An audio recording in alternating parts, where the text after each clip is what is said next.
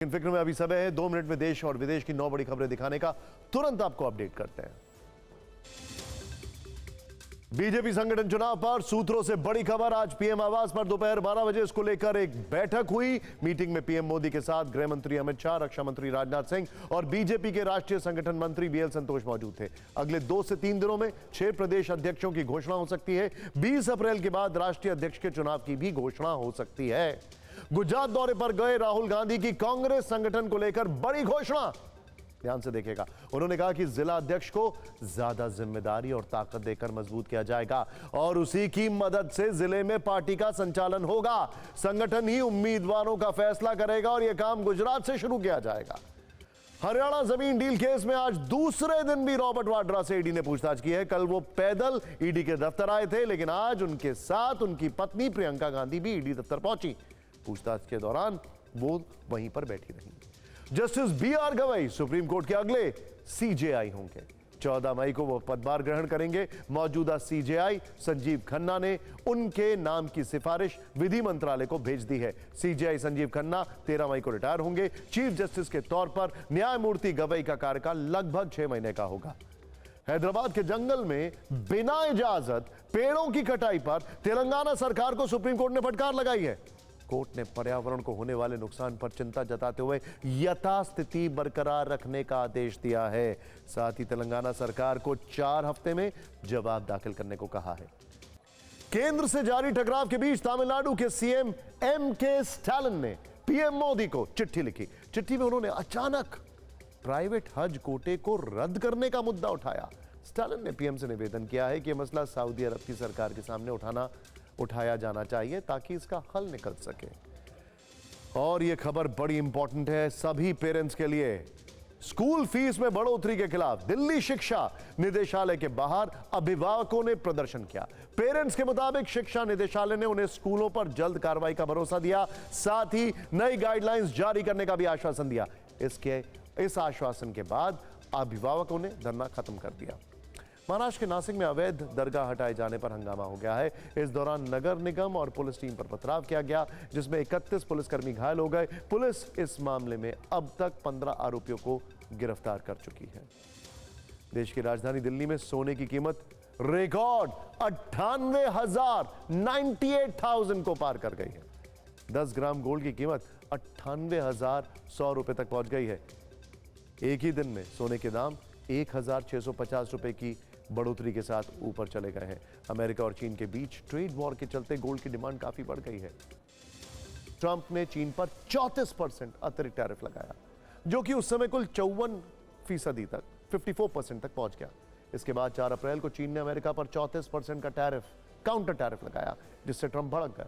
फिर 8 अप्रैल को ट्रंप ने चीन पर अतिरिक्त 50% का टैरिफ बम फोड़ा, इस धमकी के साथ कि चीन ने अमेरिका की बात नहीं मानी तो यह दर और बढ़ सकती है। इसके बाद 9 अप्रैल को जिनपिंग के न झुकने पर ट्रंप ने चीन पर कुल मिलाकर 125% 125% टैरिफ लगा दिया, जिस पर चीन ने फौरन जवाब दिया और अमेरिका पर 84% 84% काउंटर टैरिफ का ऐलान कर दिया। चीन के इस कदम से ट्रंप का पारा 7वें आसमान पर पहुंच गया। इसके बाद ट्रंप ने 70 देशों को 90 दिनों के लिए टैरिफ से राहत तो दे दी, लेकिन 10 अप्रैल को अमेरिका ने चीन पर फिर से कुल मिलाकर 145% का टैरिफ लगा दिया। तो चीन ने जवाब देने में देरी नहीं की और अमेरिका पर 125% का टैरिफ लगा दिया। तू डाल डाल मैं पात पात। अब दुनिया यह समझ चुकी है कि ट्रंप चीन के आगे झुकेंगे नहीं और कल रात ट्रंप ने चीन के विरुद्ध 100% अतिरिक्त टैरिफ का बोझ डालते हुए कुल मिलाकर रिकॉर्ड 245% का टैरिफ लगा दिया है। ट्रंप ने फैसला लेते हुए चीन को धमकी भी दी है कि गेंद अब बेइजिंग के पाले में, या तो वो अमेरिका के आगे सरेंडर करे, बातचीत की टेबल पर आए, या फिर 245% का टैरिफ संकट झेले। लेकिन दूसरी ओर जिनपिंग भी अब तक झुके नहीं है। वो अमेरिका के विरुद्ध भयानक फैसले ले सकते हैं। बल्कि इंटरेस्टिंग बात क्या है, सोचिए, चीन अपने दुश्मन देशों के साथ बैठकें कर रहा है। जिनपिंग खुद वियतनाम गए, नंबर 1। नंबर 2, जापान कोरिया के साथ बैठक हुई है। साथ ट्रेड वॉर करने से नहीं डरते हैं। The war is on. चीन बातचीत की शुरुआत बिल्कुल भी नहीं करने वाला है। ट्रेड वॉर से बचना है तो अमेरिका को बातचीत करनी होगी। बेमतलब का दबाव बनाना, डराना और ब्लैकमेलिंग बंद करनी होगी। चीन के साथ बराबरी, सम्मान और आपसी हित के आधार पर बात करनी होगी। और यह टैरिफ वॉर अमेरिका ने शुरू किया है, हमने नहीं। चीन सिर्फ अमेरिका के एक्शन का जवाब दे रहा है।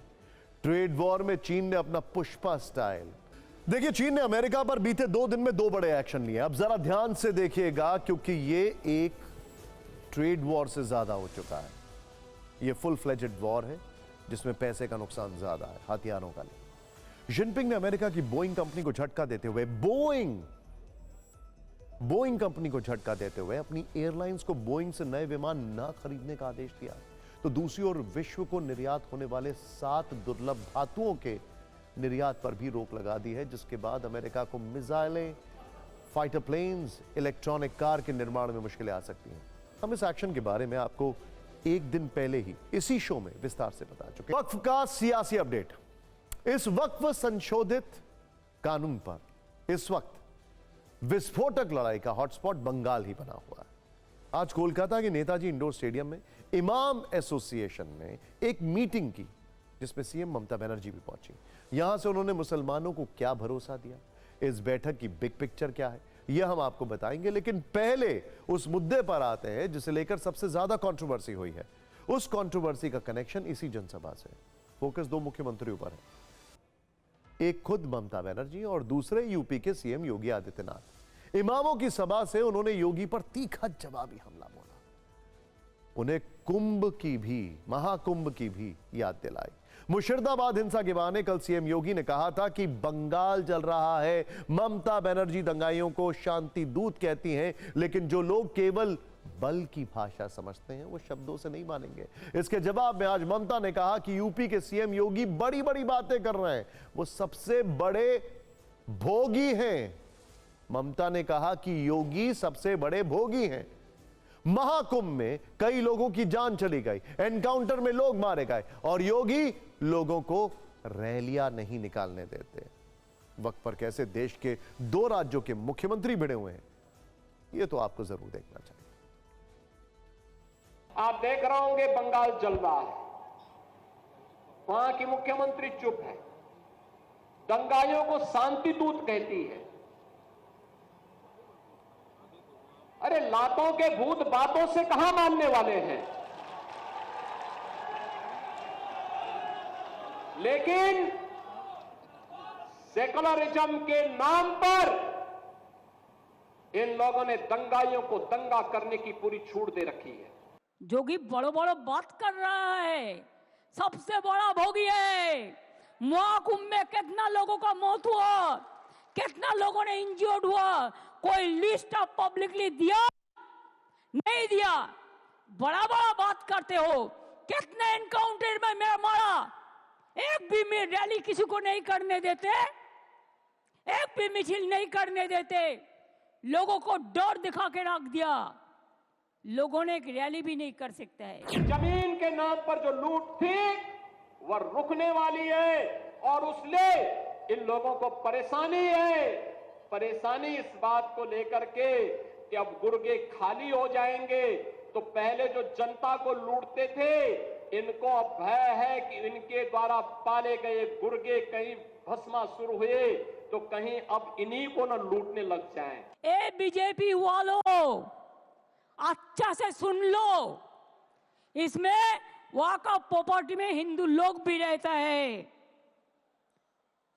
आप चाहते हैं कि स्टेट वाकफ बोर्ड तोड़ जाए, उसका पावर आप लेने चाहते हैं। और कितना पावर चाहिए आपको?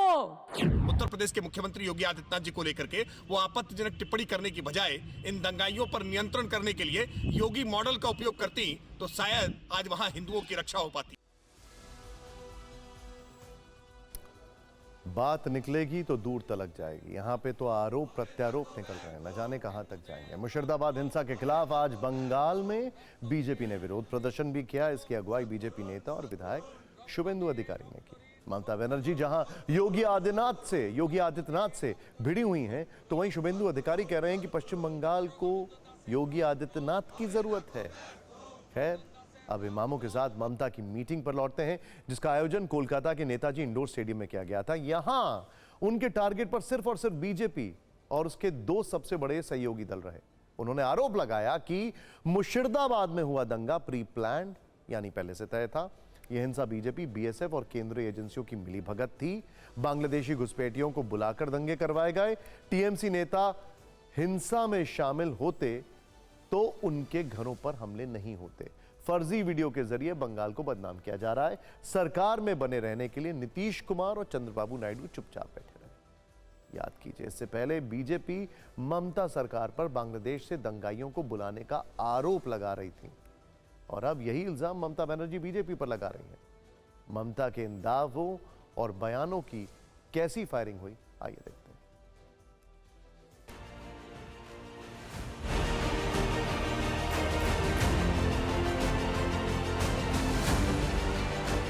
बीजेपी बाहर का गुंडा लेकर, ये उसका प्लान है। उसका पहले प्लान था रामनवमी का दिन में करने के लिए, लेकिन आप लोगों ने वो प्लान भेज दिया है। ये फेलिसिएटेड मीटिंग था, जॉयफुल इवेंट था। ये लोग की दंगाई है। मोथाबाड़ी, फराक्का, शामशेरगंज में कम्युनल क्लास जो लोग किया है उनको बढ़ावा देना है। उनको ममता बनर्जी भड़का रहा है, दिल्ली जाओ। अगर हुआ का पैक को चेंज करना है तो आप क्यों कॉन्स्टिट्यूशन अमेंडमेंट नहीं किया? 2/3 मेजोरिटी में एएफ पास होना चाहिए। खाली मेजोरिटी से नहीं होता। कलकत्ता में मौलाना और इमामों से मिलने तो तुष्टीकरण है, मुस्लिम वोट बैंक है, कानून नहीं लागू होगा ये कहा जा रहा है, उकसाया जा रहा है। उन दंगाइयों को राज्य सरकार का संरक्षण है और जो वायलेंस हो रहा है स्टेट स्पॉन्सर्ड वायलेंस। ये चंद्रबाबू नायडू चुपचाप बैठे हैं, नीतीश बाबू चुपचाप बैठे हैं, पूरा सपोर्ट देता है। क्या थोड़ा दे देंगे बीजेपी, थोड़ा पावर दे देंगे इसके लिए। बिहार के मुख्यमंत्री श्री नीतीश कुमार जी को कम से कम ममता बनर्जी जी से तो नसीहत लेने की जरूरत नहीं। देश भर में लागू संशोधित वक्फ कानून राजनीति में पसंदीदा मुद्दा बना हुआ है। सब अपने अपने हिसाब से माइलेज लेने में जुटे हुए हैं। आपने देखा कि कैसे ममता बनर्जी, नीतीश कुमार और चंद्रबाबू नायडू को एक तरह से मुस्लिम विरोधी बता रहे हैं। यानी ममता खुद को मुसलमानों की सबसे बड़ी रहनुमा साबित करने की कोशिश में है। सवाल बनता है कि वो ऐसा क्यों कर रही हैं? क्या इसके पीछे कोई चुनावी या वोट बैंक वाला एंगल है? ऑब्वियस है, आइए देखते हैं। पश्चिम बंगाल में मुस्लिम समुदाय की आबादी 27% है। चुनाव बहुत नजदीक है अगले साल। राज्य की कुल 294 विधानसभा सीटों में से यह समुदाय 120 सीटों पर जीत हार का फैसला करता है। अगर विधानसभा चुनाव में वोट पैटर्न देखें तो लोक नीति CSDS के मुताबिक 2016 में 51%, 2021 में 75% मुसलमानों ने ममता बनर्जी की पार्टी TMC के लिए वोट किया। यानी मुस्लिम का बहुत बड़ा वोट बैंक ममता के साथ है। आप मुर्शिदाबाद और मालदा का समीकरण भी समझ लीजिए। मुर्शिदाबाद यानी जहां हिंसा हुई और मालदा जहां हिंसा के बाद हिंदू पलायन करके पहुंचे। 2011 की जनगणना के मुताबिक मुर्शिदाबाद में 66% मुस्लिम जबकि 33% हिंदू हैं। वहीं मालदा में 51% मुस्लिम है और 48% हिंदू हैं। दोनों मुस्लिम बहुल इलाके हैं, बस फर्क इतना है कि मुर्शिदाबाद के मुकाबले मालदा में हिंदू आबादी थोड़ी ज्यादा है। राज्य में अगले साल विधानसभा चुनाव है, जिसकी जमीन शायद वक्फ के जरिए अभी से तैयार हो रही है। अब आते हैं वक्फ संशोधन कानून को लेकर शुरू हुई सुप्रीम लड़ाई पर। आज देश भर में लागू संशोधित कानून के खिलाफ सर्वोच्च अदालत में दायर 73 याचिकाओं पर पहली सुनवाई हुई। Chief justice Sanjeev Khanna, justice Sanjay Kumar और जस्टिस KV विश्वनाथन की पीठ ने सभी पक्षों को सुना। आज कोई अंतरिम आदेश पास नहीं हुआ। कल दोपहर 2 बजे फिर सुनवाई होगी। कोर्ट ने इस मामले में बंगाल में हुई हिंसा पर भी चिंता जताई। बहस लंबी चली, जिसमें एक शब्द सबसे ज्यादा ट्रेंड कर रहा था और वो है वक्फ बाय यूजर। संक्षेप में आपको बताते हैं कि आज सुप्रीम कोर्ट में क्या हुआ और वक्फ बाय यूजर है क्या। देखिए, वक्फ बाय यूजर वो परंपरा है जिसमें कोई संपत्ति लंबे समय तक धार्मिक या परोपकारी मकसद के लिए इस्तेमाल होने के कारण वक्फ मानी जाती है, भले ही उसके पास लिखित दस्तावेज या रजिस्ट्री ना हो। इसी को लेकर सुप्रीम कोर्ट ने सरकार से कुछ तीखे सवाल किए। सीजेआई ने सॉलिसिटर जनरल तुषार मेहता से पूछा कि वक्फ बाय यूजर को मान्यता दी जाएगी या नहीं। इस पर उन्होंने जवाब दिया कि अगर संपत्ति रजिस्टर्ड है तो वक्फ मानी जाएगी। फिर सीजेआई ने तीखा रुख अपनाते हुए कहा कि यह तो पहले से स्थापित व्यवस्था को पलटना होगा। आगे कोर्ट का सवाल था कि आप वक्फ बाय यूजर संपत्तियों को कैसे पंजीकृत करेंगे, उनके पास पुरानी संपत्तियों के कौन से दस्तावेज होंगे।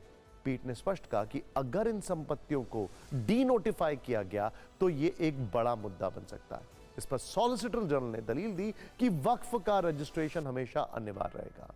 1995 के कानून में भी यह जरूरी था। अगर वक्फ का रजिस्ट्रेशन नहीं हुआ तो जेल जाना होगा। सुप्रीम कोर्ट का सरकार से यह भी सवाल था कि क्या मुसलमानों को हिंदू धार्मिक ट्रस्टों का हिस्सा बनने की अनुमति देने को तैयार है। सुप्रीम कोर्ट ने कहा कि हमें उदाहरण दीजिए, क्या तिरुपति बोर्ड में भी गैर हिंदू हैं, वक्फ प्रॉपर्टी है या नहीं है, इसका फैसला अदालत को क्यों नहीं करने देते। वहीं कानून के खिलाफ खड़े वरिष्ठ वकील कपिल सिब्बल ने कहा कि अधिनियम संविधान के अनुच्छेद 26 का उल्लंघन। यह कानून मुस्लिमों की धार्मिक स्वतंत्रता और संपत्ति के अधिकारों का हनन करता है। मुस्लिमों की निजी संपत्तियों पर सरकार का टेक ओवर है। इस पर सीजेआई संजीव खन्ना ने कहा कि आर्टिकल 26 धर्मनिरपेक्ष और सभी समुदायों पर लागू होता है। कपिल सिब्बल ने यह भी दलील दी कि सरकार और वक्फ के बीच विवाद में सरकारी अधिकारी निर्णय लेगा, जो सही नहीं है। वहीं केंद्र का पक्ष रखते हुए सॉलिसिटर जनरल तुषार मेहता ने कहा कि कानून का उद्देश्य धार्मिक हस्तक्षेप नहीं है। कलेक्टर को निर्णय लेने का अधिकार दिया गया है ताकि संपत्ति विवादों का शीघ्र समाधान हो सके। फिलहाल सुप्रीम कोर्ट ने एक आदेश पास करने का प्रस्ताव रखा है। इसमें वक्फ बाय यूजर सहित घोषित वक्फ प्रॉपर्टी को गैर अधिसूचित नहीं किया जाएगा। सीजेआई ने कहा कि जो भी संपत्ति वक्फ घोषित की गई है उसे गैर अधिसूचित नहीं किया जाएगा।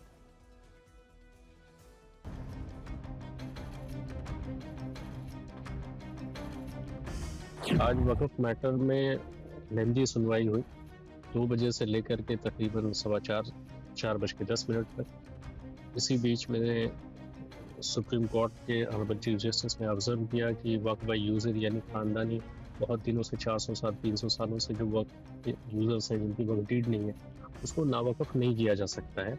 इसलिए उस प्रोविजन को हम स्टे करते हैं। सारे विपक्ष में होड़ लगी हुई है, इसलिए होड़ लगी हुई है कि ये याचिकाएं इसलिए नहीं दाखिल किया कि इसकी मेरिट पे या डिमेरिट पे।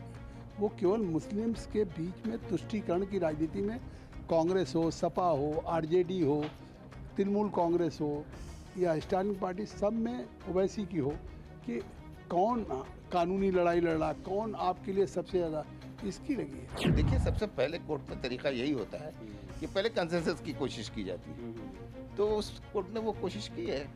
तो हमें भी इस बात पे कोई ऑब्जेक्शन नहीं है। हमें कोई ऐसी वो नहीं थी कि नहीं साहब नहीं अभी फैसला कर दिए, जो है कल फैसला करेंगे, कल ठीक है। हम समझते हैं कि हम गुड फेथ में हम बिलीव करते हैं सुप्रीम कोर्ट पे, तो जो फैसला होगा देखा जाएगा। सुप्रीम कोर्ट से एक और खबर भाषा पर है, जिसमें सांस्कृतिक टिप्पणी है, सभ्यता वाला संचार है और गंगा जमुनी तहजीब वाला विचार है। महाराष्ट्र के अकोला नगर परिषद के साइन बोर्ड पर उर्दू के इस्तेमाल को सर्वोच्च अदालत में चुनौती दी गई, जिसे खारिज करते हुए कोर्ट ने एकता, सभ्यता और संस्कृति वाले कई भाषाई संदेश दिए। यह साफ किया कि उर्दू कोई विदेशी भाषा नहीं है। सुप्रीम कोर्ट ने कहा कि हमें अपनी अवधारणाएं स्पष्ट कर लेनी चाहिए। भाषा धर्म नहीं होती, भाषा किसी धर्म का प्रतिनिधित्व नहीं करती, भाषा किसी समुदाय, क्षेत्र या लोगों की होती है, ना कि किसी धर्म की भाषा संस्कृति होती है। भाषा किसी समुदाय और उसकी सभ्यता की यात्रा को मापने की कसौटी है। उर्दू भाषा गंगा जमुनी तहजीब या हिंदुस्तानी तहजीब की सबसे बेहतरीन मिसाल है। यह उत्तर और मध्य भारत के मैदानी क्षेत्रों की सांझी सांस्कृतिक विरासत है।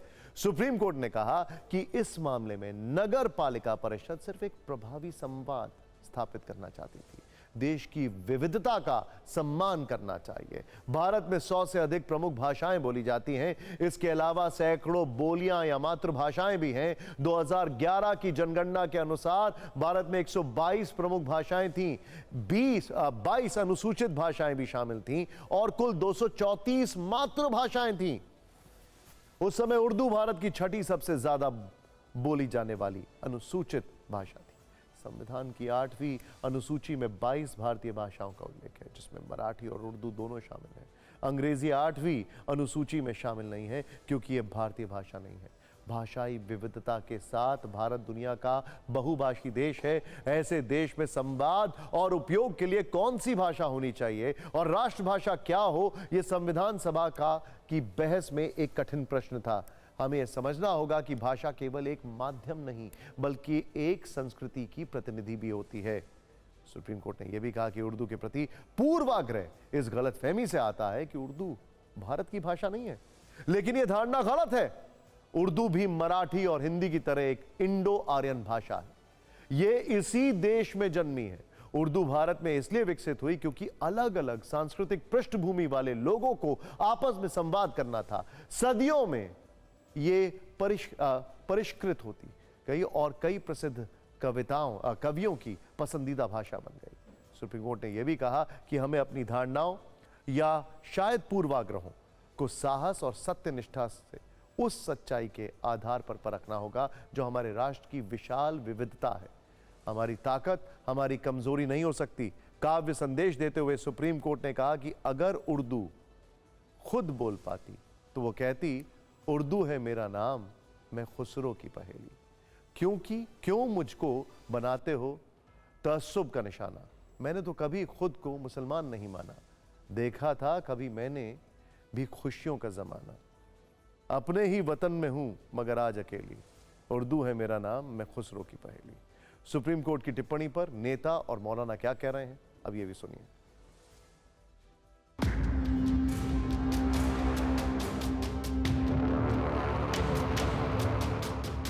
भारतीय जनता पार्टी, उनसे जुड़े हुए संगठन, उनसे जुड़े हुए लोग जो इसका दुष्प्रचार करते थे, उर्दू को लेके उस भाषा को विदेशी भाषा बताने का काम करते थे, उनको आज देश की सबसे बड़ी अदालत के फैसले के बाद झटका भी लगा होगा, क्योंकि वो लोग भाषा के माध्यम से हिंदू मुसलमान मंदिर मस्जिद की राजनीति करना चाहते थे, बंटवारे की राजनीति करना चाहते थे। जी, उर्दू पूरी तरह से हिंदुस्तान की, भारत की भाषा है, भारत में उपजी हुई भाषा है, भारत में पली बढ़ी हुई भाषा है। अंतर सिर्फ इतना ही है कि उर्दू में अरबी और फारसी के मूल शब्द ज़्यादा हैं, हिंदी में संस्कृत के शब्द ज़्यादा है। अन्यथा दोनों की जो पृष्ठभूमि है या जो जननी है वो संस्कृत से ही निकलती है। इसके पहले बहुत सारे भाषाविदों का ये मानना है कि सौरसैनी, जो पूर्वी सौरसैनी है, उससे उर्दू जन्मती है। कुछ लोग कहते हैं कि ब्रज भाषा उर्दू की मातृभाषा के रूप में बनती है और वहाँ से उर्दू का जन्म होता है। कोर्ट का ये फैसला है कि तारीख़ी और ऐतिहासिक और हिस्टोरिकल फैसला खासकर उर्दू के नुक्ते नज़र से, और ऑनरेबल जजेस ने जो ये बात कही है कि उर्दू इसी सरजमीन की लैंग्वेज है, इसी सरजमीन की भाषा है और इसकी हम सबको कदर करनी चाहिए। अब आपको 5 आधार बताते हैं जिनके जरिए सुप्रीम कोर्ट ने उर्दू के खिलाफ दाखिल याचिका खारिज कर दी।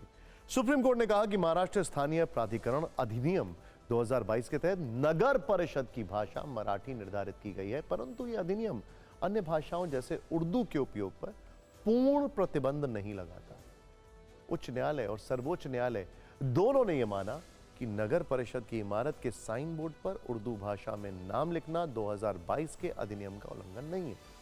संविधान की 8वीं अनुसूची में मराठी और उर्दू दोनों भाषाओं को मान्यता प्राप्त है, जिससे दोनों भाषाओं की संवैधानिक स्थिति समान मानी जाती है। अनुच्छेद 345 के अनुसार राज्य विधानमंडल को यह अधिकार है कि वो हिंदी या राज्य में प्रचलित अन्य भाषाओं को सरकारी कार्यों के लिए अपनाए। उत्तर प्रदेश में 1989 में उर्दू को दूसरी सरकारी भाषाओं के रूप में मान्यता दी गई थी, जिसे संविधान पीठ ने वैध ठहराया। फिक्र में अब बात नेशनल हेराल्ड केस को लेकर मचे सियासी घमासान की। पहली चार्जशीट में सोनिया गांधी और राहुल गांधी का नाम आने के बाद कांग्रेस पार्टी भड़क गई। आज कांग्रेस के कार्यकर्ताओं ने देश भर में ईडी के दफ्तरों के बाहर प्रदर्शन किया। दिल्ली के कांग्रेस ऑफिस में कांग्रेस कार्यकर्ता पहुंचे। सोचिए, इस दौरान केंद्र सरकार के खिलाफ जमकर नारेबाजी की। प्रदर्शन कर रहे कुछ कांग्रेसी कार्यकर्ताओं को पुलिस ने हिरासत में भी लिया। लखनऊ, जयपुर, भोपाल और देहरादून में भी कांग्रेस के कार्यकर्ता सड़क पर उतरे। कांग्रेस के नेता बीजेपी पर बदले की भावना से काम करने का आरोप लगा रहे हैं। कांग्रेस अध्यक्ष खड़गे ने कहा कि बीजेपी कानून के खिलाफ काम कर रही है। वहीं बीजेपी ने सवाल पूछा कि खुद के भ्रष्टाचार के मामले में कांग्रेस प्रदर्शन क्यों कर रही है।